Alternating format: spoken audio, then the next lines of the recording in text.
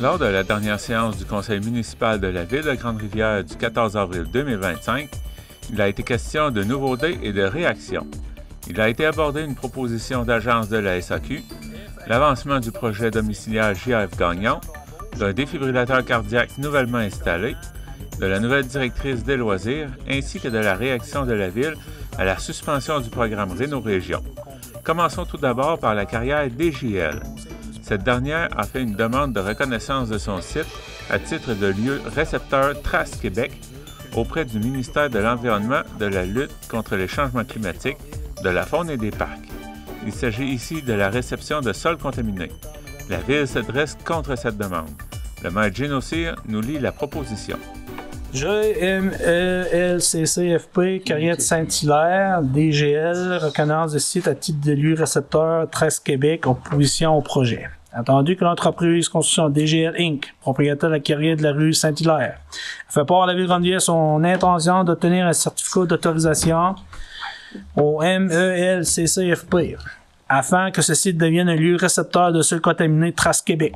Attendu que la carrière DGL est située à proximité de la station de pompage d'eau potable de la rivière Grande-Rivière et des zones de protection de la rivière Rossemont.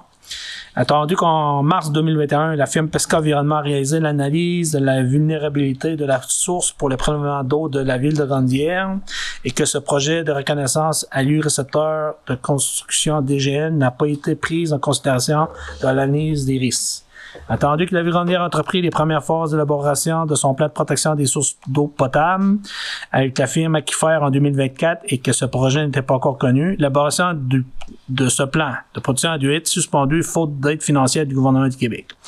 Attendu que la Ville de Grande-Rivière approvisionne également les citoyens des usines de transformation marine de la municipalité de Sainte-Thérèse-de-Gaspé, attendu que l'ancien suite d'enfouissement technique de la région intermunicipale de gestion des déchets solides des ans situés sur la rue Saint-Pierre-Grande-Rivière sous la gestion de la Ville de Chandler et de la Ville de Grande-Rivière et de la municipalité de Sainte-Thérèse-de-Gaspé, le LES détient la reconnaissance de lieu récepteur Trace Québec depuis décembre 2023. Le matériel contaminé recueilli contribue au recouvrement final du site conformément aux normes du MELCCFP, tout en réduisant significativement les coûts de fermeture du site pour les municipalités locales impliquées. Pour ces raisons, dûment proposé par résolu que le préambule fasse partie intégrante de la présente résolution, que le conseil municipal s'oppose aux démarches de construction DGL visant à faire reconnaître le site de la carrière DGL situé sur la rue Saint-Hilaire comme lieu récepteur de sols contaminés Trans-Québec, que la greffière et son mandataire transmettent une copie de la présente résolution à la Direction régionale du ministère de l'Environnement, de la lutte au changement climatique et de la faune et des parcs, au gestionnaire de carrière DGL de Grande-Rivière, ainsi qu'aux deux autres municipalités faisant partie de la région intermunicipale de gestion des déchets solides et des anses. Proposé par M. Briand. La Ville a également réagi à la suspension du programme Réno-Région, rappelant que c'est souvent le seul moyen que des familles ont pour rénover leur maison. Avec ce programme, on évite la dévitalisation des villages. Gino Cyr rappelait qu'il y a 134 ménages qui sont en attente pour le programme dans la MRC. Le maire nous en dit plus lors du point sur le mot du maire et correspondance, et ce sera suivi par la proposition qui a été adoptée plus tard pendant la séance. Programme Réno-Région. On va passer une résolution aujourd'hui, mais comme vous le savez, là, on avait déjà commencé là, à mettre une liste à jour parce qu'on avait de plus en plus de gens qui nous interpellaient là, à ce niveau-là. Comme vous le savez, avec le nouveau budget provincial qui a été annoncé, ben on a eu la mauvaise surprise d'apprendre que le service, là, le budget avait été là, radié. Donc, présentement, il n'y a pas de budget pour Réno-Région. Okay, il y a des positions qui étaient prises là, un peu partout, que ce soit l'EMQ, la FQM, même au niveau de la MRC. Plusieurs villes, donc il nous a été demandé de passer là, une résolution. Donc ce soir, ça va être ça aussi. Puis au niveau de la MRC, ben je vous dirais que l'an passé, là, on avait pratiquement là, encouru 2,3 millions. Là, puis on l'avait utilisé au complet. Là, puis il y avait encore 132 dossiers qui n'avaient pas encore traité, à part de la liste là, des nouveaux qui voulaient s'inscrire. Là. Donc présentement, là, on fait des démarches. Je vous dirais que l'objectif, là, on parle d'un coût de budget près de 19 millions, mais en souhaitant là, que ça va être mis en place. Donc, considérant que la SHQ a confirmé 2 jours après la lecture du budget 2025-2026 du gouvernement du Québec la suspension du programme Réno-Région, un programme essentiel pour aider les propriétaires occupants le moins bien nantis de notre communauté, souvent des personnes âgées ou des familles monoparentales vivant en milieu rural, à corriger des défectuosités majeures à leur modeste résidence. Considérant pour la région Gaspésie-La-Madeleine, 73% des ménages sont propriétaires de logement, comparativement à 60% pour l'ensemble du Québec, et que le programme Réno-Région répondait directement à cette réalité propre à notre territoire. Considérant que les investissements dans les logements sociaux, HLM ou des suppléments au loyer PSL ne rejoignent pas cette clientèle de propriétaires à faible revenu, pour qui le programme Réno-Région constituait l'un des seuls leviers disponibles pour demeurer dans leur domicile.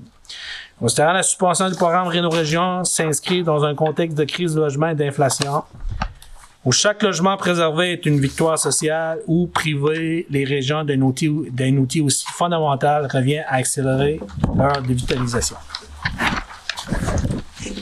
Considérant que cette décision entraîne également la perte d'expertise locale développée au fil des ans par les inspecteurs certifiés dont le rôle de proximité est essentiel à l'accompagnement des citoyens dans la planification des travaux admissibles, considérant que plus de 1000 familles au Québec, 134 sur le territoire de la MRC Rocher-Percé, figurent sur une liste d'attente que leur export maintien dans leur domicile est désormais compromis. J'avais dit 132 tantôt, mais c'est 134. Considérant que la SHQ devait lancer une version bonifiée du programme Réno-Région à la suite des consultations de 2025. Considérant que la MRC a déposé l'an dernier une série de propositions à la SHQ afin d'augmenter l'efficacité du programme et de rendre plus accessible pour mieux répondre aux besoins. Considérant que les nombreuses voies municipales, incluant celles-là de l'UMQ, de la FQM, des préfets, de la MRC partout au Québec, qui dénoncent avec vigueur cette décision perçue comme une attaque directe aux plus démunis. Pour ces raisons, dûment proposé par résolu que le conseil municipal de la Ville-Rondière déplore avec rigueur la suspension du programme Réno-Région et demande au gouvernement du Québec, à la ministre de l'Habitation ainsi qu'au premier ministre du Québec de revenir sur cette décision et de rétablir rapidement le financement du programme. J'en fais une proposition, M. le maire. Voyons maintenant ce qui avance positivement à Grande-Rivière. Il y a du nouveau dans le programme domiciliaire GAF Gagnon. La Ville a reçu les permis du ministère de l'Environnement. Le directeur général de la Ville, Ken Moreau, nous donne plus d'informations sur l'avancement du dossier. Parlant de la rue GAF Gagnon, le projet de développement domiciliaire, je pense qu'il a pris un nouvel élan la semaine dernière, surtout au niveau des certificats d'autorisation qu'on devait recevoir du ministère de l'Environnement. Il y a eu des développements à ce niveau-là.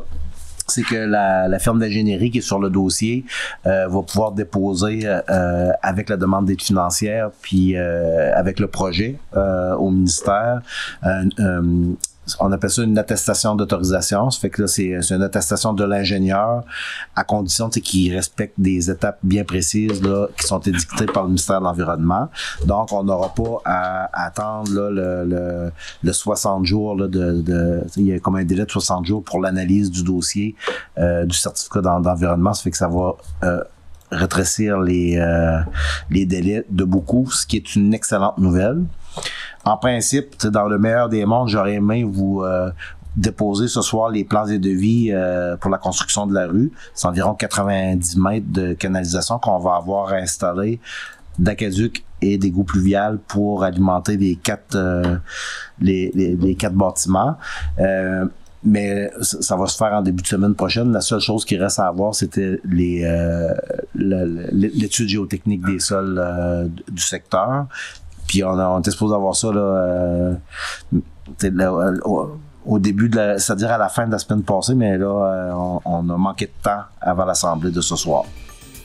Il y a un appel d'offres public concernant l'exploitation d'une agence de la SAQ pour la ville de Grande-Rivière. Cette dernière appelle les commerçants intéressés à se manifester.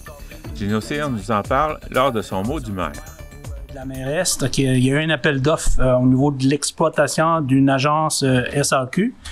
Donc, présentement, là, c'est affiché. Donc, le but, c'est qu'au niveau de l'appel d'offres, là, il y avait un projet que le gouvernement du Québec là, en fait part comme quoi qu'ils voulaient mettre des nouvelles agences. Puis au niveau de la Gaspésie, là, il avait parlé de la possibilité là, d'avoir des nouvelles agences. C'est surtout les municipalités qui n'avaient pas de service présentement. Donc on parle, là, c'est soit là, les marchés alimentaires, même les dépanneurs là, qui sont comme admissibles, qui peuvent faire là, une demande là, de dépôt là, de dossier. Donc, comme vous le savez, dans la MRC Rocher-Percé présentement, moi, ça fait plusieurs fois là, que je revendique ça, c'est que on est la seule municipalité dans la MRC Rocher-Percé qui n'avait pas d'agence. Donc là, étant donné que l'appel d'offres, présentement en Gaspésie-Île-la-Madeleine, c'est la municipalité de Grande-Rivière là, qui est énoncée. Donc, moi, là, j'ai interpellé là, les marchés alimentaires, puis pour voir dans les démarches que je faisais. Donc, je sais qu'il y a de l'intérêt là, par IGA pour déposer là, une demande, ainsi que même le dépanneur, là, M. Lebreu, qui m'a interpellé à ce niveau-là, qui vont déposer lui aussi. Donc, c'est une des raisons pourquoi ce soir, là, on a mis à l'ordre du jour là, une résolution dans laquelle que les commerces qui sont admissibles, qui veulent déposer, puis il va y avoir une lettre de l'appui. Puis l'objectif, ben c'est sûr que nous, la ville, plus qu'il y a de demandes, ben ça vient de vraiment démontrer la volonté d'avoir une agence là, au sein de la municipalité. Puis d'un autre côté, ben le reste, ça appartient à l'agence d'analyser les dossiers, puis la décision va être prise par la Société des alcools du Québec. Donc, cette partie-là, donc dès qu'on va avoir l'annonce, ben on saura à ce moment-là c'est qui aura choisi, mais moi j'encourage là, les commerces qui sont admissibles dans la municipalité de Grande-Rivière de pouvoir déposer. Un défibrillateur externe automatisé a été installé à la caserne du service de sécurité incendie de la ville et disponible à tous les citoyens qui en ont besoin. Ken Moreau explique comment les citoyens pourront se le procurer. Le défibrillateur qu'on avait passé en assemblée le mois dernier, il est installé à la caserne. La procédure on avait mandaté le directeur incendie de monter la procédure pour la correcte quand on appelle au 911. D'après moi, elle est terminée, là. Mais officiellement, on va se donner encore quelques jours, mais en principe, si quelqu'un a un problème cardiaque, un arrêt cardio-respiratoire, puis vous avez besoin du défibrillateur externe, ben, il est installé présentement à la caserne, puis à l'appel 911, il y a un code de porte qui va vous être donné avec les indications pour en prendre possession le plus rapidement possible, dans le cas que vous auriez à attendre après les services ambulanciers. Une autre nouveauté s'ajoute, une nouvelle directrice des loisirs est en poste depuis un peu plus d'un mois. Elle se présente et fait le point sur son premier mois en poste, ainsi que les activités à venir. En fait, je m'appelle Jennifer Alain-Muni. Je suis originaire de Newport et je suis maintenant votre directrice des loisirs, de la culture et de la vie communautaire pour la ville de Grande-Rivière depuis maintenant 4 semaines. Mon rôle ici consistera à dynamiser notre milieu de vie à travers des projets, des événements et des services accessibles, créatifs et rassembleurs pour nos citoyens et citoyennes de tout âge. Je suis sincèrement heureuse de pouvoir collaborer avec vous, membres du conseil, et les citoyens aussi de Grande-Rivière. C'est un privilège de contribuer à vos côtés, à faire rayonner notre ville et à enrichir la vie collective de nos gens. J'ai déjà travaillé là, avec quelques-uns de vous, puis j'ai très hâte là, de travailler là, prochainement aussi. Les réalisations du mois, c'est certain que je suis ici depuis maintenant... je parle à la Non, tu t'adresses à la population. C'est sûr que ça fait seulement 4 semaines que je suis ici, mais j'ai quand même, comme mon cher directeur l'a dit, mis ma touche là, dans certaines activités et tout. Au cours des derniers mois, plusieurs actions concrètes ont été posées. J'ai fait, en tout cas, on est en train d'organiser une petite activité ludique pour célébrer la fête de Pâques pour nos tout petits. Il va y avoir une petite chasse au coco de Pâques à la bibliothèque qui affiche déjà complet pour ce samedi. Fait que ça a super bien marché. Puis c'est ça, il va y avoir une belle participation qui est très attendue là, pour les familles. Puis je remercie aussi les bénévoles qui vont participer là, à cette activité-là avec nous.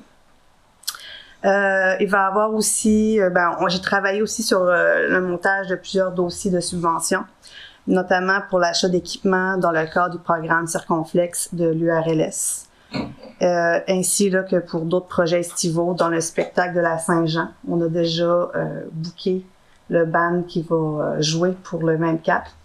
Donc, je vais vous donner plus d'infos là, à la séance prochaine, mais ça va être une belle fête là, à mes couleurs. Puis je pense que les gens vont être très contents. Les projets à venir. Dans les prochaines semaines, il y a plusieurs projets à l'agenda. On va travailler sur le jardin communautaire là, avec Produire la santé ensemble. On a des démarches, comme tu disais, Ken.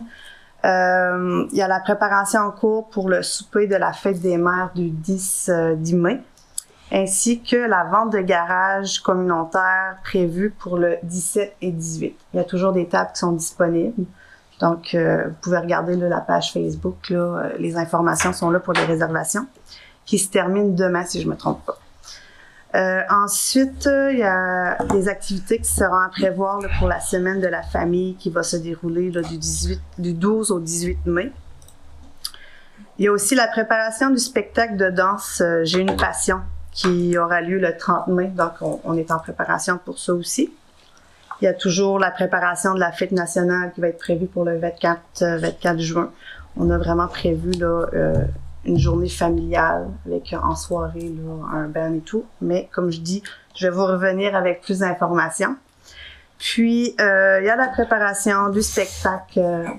Je vais attendre, je vais laisser Monsieur Baudin l'annoncer, mais il y a la préparation là, avec le spectacle à venir là, du 6 septembre là, pour Madame Guylaine Tanguay. C'est ce qui conclut pour moi.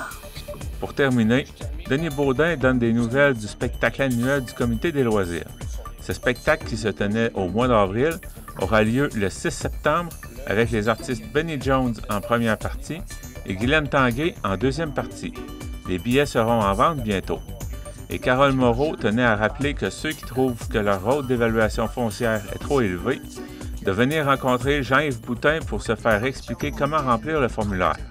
C'est jusqu'au 30 avril que les formulaires peuvent être remplis. C'est ce qui conclut les échos du Conseil de la Ville de Grande-Rivière du 14 avril 2025. Vous écoutez votre reflet d'ici. Revoyez tous nos reportages sur notre site Internet. Venez visiter la boutique Ariane Turbide et découvrez un univers de cadeaux à offrir à l'être cher. Notre grande gamme de choix de bijoux pour aller lui vous permettra à coup sûr de personnaliser chacun de vos cadeaux. Bijoux en or, en argent, montres et accessoires de toutes sortes et des cadeaux pour les jeunes et moins jeunes. Venez découvrir nos exclusivités en boutique. L'équipe de la boutique Ariane Turbide se fera un grand plaisir de vous servir et vous conseiller judicieusement.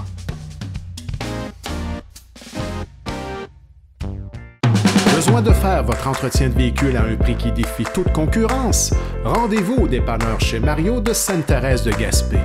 Notre mécanicien d'expérience saura répondre à tous vos besoins. Pour un service courtois lors de votre plein d'essence, dépanneur chez Mario, c'est l'endroit par excellence. Que ce soit pour l'épicerie, la bière, le vin ou le lavage de votre auto, au dépanneur chez Mario, on prend soin de vous.